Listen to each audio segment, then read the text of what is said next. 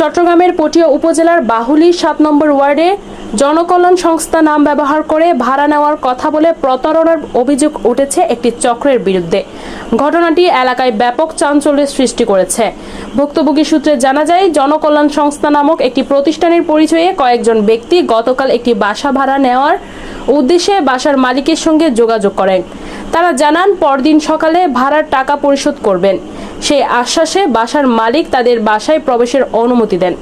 আজ সকালে বাসার মালিকরা ঘুম থেকে ওঠার আগেই ওই ব্যক্তিরা বাসায় ডেকোরেশন ও সাজসজ্জার কাজ শুরু করে এবং উদ্বোধনী অনুষ্ঠানের প্রস্তুতি নেয়। তবে কিছু সময় পর থেকে তারা বিভিন্ন অজুহাতে সময় ক্ষেপণ করতে থাকে।